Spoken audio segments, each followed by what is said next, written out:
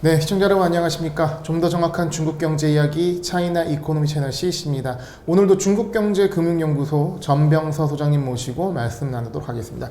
안녕하십니까, 소장님? 안녕하십니까? 네, 이번 시간에는 이 세계 경제와 중국 경제에 대해서 얘기해 보려고 하는데요. 저희가 이 IMF에서 새로운 데이터 이 리포트가 나왔기 때문에 이것을 토대로 한번 소장님과 분석을 해보도록 하겠습니다. 네, 그 아래 IMF가 이제 업데이트된 세계 경제 전망치를 내놨어요. 네. 그래서 원래는 이제 뭐 상하반기 한 번씩 내는데 이번에는 뭔가가 급했는지 사이사이에 이제 4월달, 10월달이나 7월달에 한번 냈는데요. 네.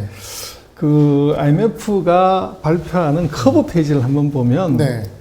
첫 번째 이번 그 커브는 이렇게 써놨습니다. Recovering during a pandemic. 그래서 이제 팬데믹 상황 하에서 회복. 근데 보면은 이제 절벽을 힘겹게 올라가는 사람들의 모양을 네. 이제 냈고요. 7월 달에는 이런 이제 이 캐즘 구멍 넘어가기 참 어려운 네. 이제 글로벌리 이 큰 이제 이게 있다 이렇게 그리는 구멍이 숭숭 뚫린 그렇습니다. 상황. 네. 그리고 4월 달에는 이제 소위 말하는 K자 회복. 네. 아, 양갈래 있다. 다양하게 이제 네. 이게 회복의 모습이 다르다 이렇게 얘기를 했고, 네. 그래서 사실은 IMF가 뭐 세계적인 기관이긴 하지만 2019년, 20년, 21년 이제 1년에 3번, 4번씩 예측하는 걸 보면 예측치가 좀 왔다 갔다 해요. 그래서 물론 네. 세계 전체를 예측하는 게 어렵지만, 네. 그리고 그때마다 이제 한 3개월, 4개월마다 이제 여기도 뭐 이제 기조를 확확 바꾸는 네. 그만큼 이게 세계 경제 예측하기 어렵다는 얘기죠. 네, 그런 것 같습니다. 이제 그렇게 돼 있고요. 그래서 이번에 그 세계 경제 성장률을 이제 조정을 해요. 그래서 세계 경제 어떻게 되니 그랬더니 2021년은 이게 좀 낮췄어요. 6.0%인데 5.9로 낮추고 내년도는 4.9, 4.9로 똑같이 내버려뒀어요. 그리고 이제 재미난 것은 이제 선진국인데 선진국 어떠니 그랬더니 선진국의 금년도는 약간 낮췄어요. 5.6에서 5.2로. 그리고 이제 개도국 같은 경우 그 2022년은 또 살짝 높였어요. 네. 근데 이게 이제 4월 달에는 어떻게 했냐 보면 4월 달에는 이게 성장률을 글로벌 성장률을 낮췄어요. 네. 그리고 이제 선진국 같은 경우는 올렸고요. 또 후진국은 낮췄고. 그래서 이게 사실은 3개월마다 이게 좀 왔다 갔다 해요. 방향 일치하지 않아요. 네. 그래서 이제 요 차트를 한번 보시면 되는데 네. 10월 예측치하고 7월 예측치를 보면 네. 예를 들어서 이제 전 세계적으로는 어떠냐고 그랬더니 2021년은 다 수치를 낮췄어요. 네. 그래서 이제 뭐 이제 2021년이라고 그래봤자 3개월, 2개월 겨우 남았는데 네, 답지 보고 정답지 보고 수정한 거죠. 그래서 뭐 전력 대란 뭐 이런 얘기하면서 줄였고 대신 2022년은 숫자를 그대로 뒀어요. 그런데 보면 선진국은 2021년은 낮췄고 네. 22년은 올렸어요. 그리고 0.1만큼 미국은 이 금년도는 약간 낮췄고 내년에는 0.3만큼 올렸습니다. 그래서 내년도의 경제 성장의 제일 주축은 미국입니다. 그래서 이렇게 맞춰놨고 일본도 금년에는 낮췄고 내년에는 더 높여놨어요. 그래서 이제 이 얘기는 뭐냐 그러면 지금 IMF 보는 것은 내년도에 선진국 주도의 경기 회복 이제 이런 식으로 각을 잡은 것 같고 대명제는 그거네요. 그렇죠. 네. 그런데 이제 신흥국을 보면 이제 전체적인 기조는 이게 이 금년도는 약간 0.1을 높였고 네. 내년도는 0.1로 낮췄어요. 네. 그리고 이제 중국, 인도 그리고 이제 멕시코, 브릭스 국가들 다를 숫자를 금년도, 내년도를 다 낮췄어요. 네. 그래서 아마 이 얘기는 그 중국 같은 경우는 전력 대란이니 하는 이제 이 사고를 반영한 것 같고 이제 나머지 지역들의 경우는 코로나19가 백신이 부족해서 내년에도 에머징 마켓은 계속적으로 생산에 애로가 있을 거다. 네. 이런 전제를 깔고 있는 것 같아요. 그래서 내년도 같은 경우는 전체적으로 봤을 때 이게 그 선진국 주도의 회복, 후진국 같은 경우는 코로나로 인한 여전히 어려움이 지속된다. 네. 이제 그렇게 본 것 같고. 그러니까 이게 지금 뭐 절대치를 말씀하시는 게 아니라 4월과 7월에 나온 지수와 지금의 지수와의 차이를 보고 왜 이런 차이가 나는지를 분석해 주시는 그렇습니다. 거죠. 그래서 왜 이제 그 수치를 그렇게 낮추고 높였냐. 네, 예. 그래서 3개월마다 이제 의견을 휙 바꾼 거죠. 그게 이제 안을 들여다보면 그런 이유가 있는 것 같고. 네. 그래서 이제 중국을 조금 보면 중국은 이 금년 10월달 예측치가 이게 2021년 예측치는 8.4에서 8.0으로 낮췄어요. 네. 근데 내년도는 5.6, 5.6으로 똑같아요. 네, 그대로네요. 예. 그래서 이제 금년도 같은 경우는 이제 전력 대란이니 뭐 석탄 대란이니 이런 것들을 일부 반영한 것 같아요. 반영갖고 내년에는 이제 재정 지출이나 통화나 디레버리징 한 것을 풀 수 있기 때문에 아마 성장률을 그대로 유지를 한 것 같고, 이제 미국이 아주 드라마틱한데 미국은 내년도를 5.2로 3.5였는데 5.2로 확 높였어요. 아, 굉장히 좋게 보네요. 그래서 이건 이제 백신 효과라고 봐야 될 것 같아요. 백신 효과를 기대하면서 내년도의 성장치를 높였습니다. 그렇습니다. 그리고 세계 경제 전체도 보면은 4.4에서 4.9로 이제 성장률이 더 높아지는 걸로 그렇게 이제 나타났어요. 가장 큰 영향은 미국이겠고요. 그렇죠. 그래서 결국은 이번 IMF가 보고 있는 큰 이슈는 역시나 코로나19였던 것 같고, 그래서 코로나19가 지금 1차, 2차, 3차, 그래서 이게 전체적으로 이제 슬로우 다운 하는 걸로 보는 것 같아요.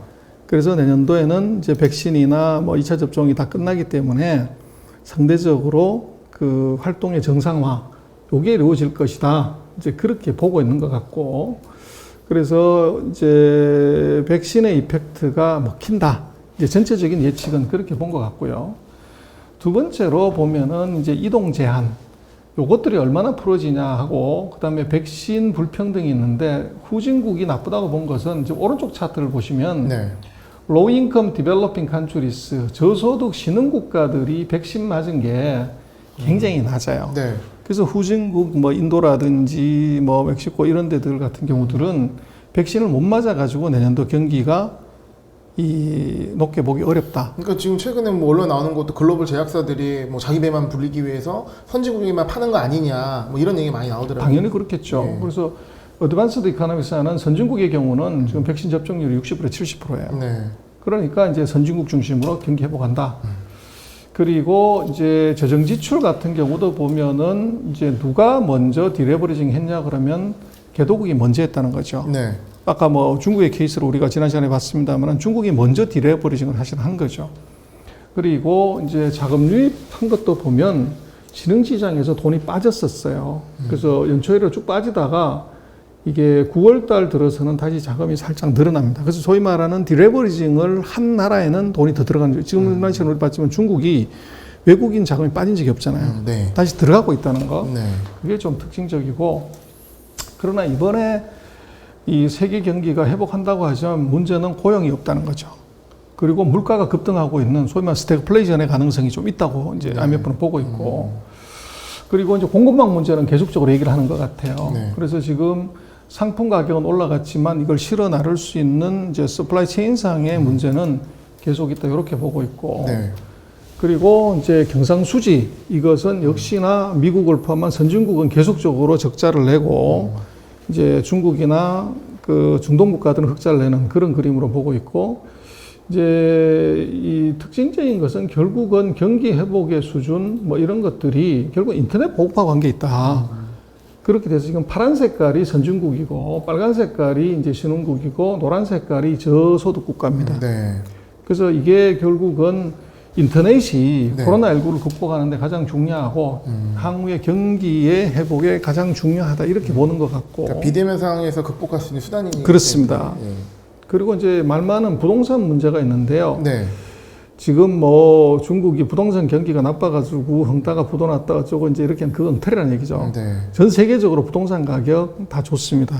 지난 시간에 우리가 짚어봤지만 중국의 부동산 가격이 떨어진 적이 없다는 거예요. 네. 상승폭이 둔화됐을 뿐이지. 안정화되고 있는 거죠. 그렇습니다. 네. 그리고 이제 오늘 제가 조금 관심 있게 얘기를 드리려고 하는 것은 바로 이 히토리 금속, 그러니까 탄소 중립 문제입니다. 네. 그래서 지금 놓고 보면 탄소 중립이 아이러니하게도 이 비철금속하고 희토류 금속에 이게 초호황을 가져온다. 이제 이렇게 봐야 될 것 같아요. 그래서 지금 보면은 그 앞으로 탄소 중립이 됐을 때 이게 뭐가 많이 필요하냐 그럴 때 리튬, 코발트, 뭐 니켈 뭐 이런 것들의 수요가 굉장히 크다는 거예요. 네. 그래서 이게 이제 무슨 얘기냐 그러면 결국은 이게 탄소 중립을 하려고 하면 에너지 절감 그리고 이제 석유 자동차가 아닌 이 전기 자동차 뭐 이제 태양광, 풍력 발전 이런 걸로 가게 되는데 이것을 이제 만들려고 하는 기구, 기계, 설비, 운송수단이 전부 이게 희토류 금속이 다 들어가야 된다는 거죠. 그리고 배터리를 만들려고 하면은 이제 전기차를 살려고 하면 이건 반드시 필수고 그래서 결국은 이게 탄소 중립이 희토류 금속의 무한대의 수요 그리고 강한 가격 상승을 가져온다는 얘기예요. 네. 그래서 또 이것도 보면은 히토류 부존량하고 생산량이 완전히 언밸런스가 되어 있습니다. 지금 쿠퍼 같은 경우는, 구리 같은 경우는 동은 칠레가 가장 많이 이제 뭐 쓰고 있는 거죠. 그리고 생산하고 있고 네. 보존량은 이쪽에 있는데 이걸 쓰는 것은 중국이 가장 많이 쓰죠. 니켈 마찬가지로 보면 이것은 뭐 이 부존하고 있는 나라는 호주가 제일 많이 이제 갖고 있지만 이거 생산 많이 하는 것은 또 다른 나라고. 이게 이제 다른데 어쨌거나 지금 앞으로 탄소 중립이 되면서 쿠퍼, 동, 니켈, 코발트, 리튬 이것의 가격은 2040년까지도 계속적으로 강세로 갈 거다. 네. 이제 이런 코멘트를 했어요. 그래서 제가 볼 때는 굉장히 메이크 센스예요. 그래서 최근에 보면 중국도 이 탄소 중립 관련되는 이제 희토류 금속이나 이 광물들, 광산 관련된 기업들이 주가가 좋았다가 최근에 확 조정을 받았잖아요. 네. 그런데 그것은 굉장히 일시적인 거라고 해야 될 것 같아요. 아까 전 시간에서 들어봤지만 중국의 전기차 시장이 지금 180%, 200%씩 커지고 그게 내년에도 더 커지면 커지지 줄어들 가능성이 없어요. 네. 그렇다고 하면 그리고 이제 중국 정부가 탄소 중립 때문에 전기차나 신에너지차에 대해서 계속적으로 서포트하고 지원하게 되면 거기에 필요한 희토류 금속이 최대 호황일 수 있다는 거죠. 제가 알기로 희토류 금속을 생산하는데 어마어마한 환경 오염이 발생한다고 하는데 되게 그렇죠. 아이러니한 거 아니겠습니까? 그렇죠. 그래서 이제 그게 탄소 중립이 결국은 이게 에너지를 많이 쓰는 거다 이렇게 얘기를 하지만 네. 그건 이제 수요가 있으면 이제 기술을 개발하겠죠. 상대적으로 네. 그런 오염이 적은 저한데. 공법. 그 지금 인건비를 전략하려고 하다 보니까 이제 그렇게 된 거죠. 네. 그래서 지금 앞으로 아마 탄소 중립의 성공 여부는 희토류 금속이 성패를 결정할 수 있다. 네. 이런 얘기도 할 수 있을 것 같아요. 그래서 이제 궁극적으로 놓고 보면 그 누가 초원의 이제 왕자가 될지 숲속의 왕자가 될지는 모르지만 이게 앞으로의 세상은 이제 핸드폰이 아닌 이 스마트 카의 시장이 될 판이고 그리고 스마트 카가 되려고 하면 배터리의 무한 수요가 사실 있어야 돼요.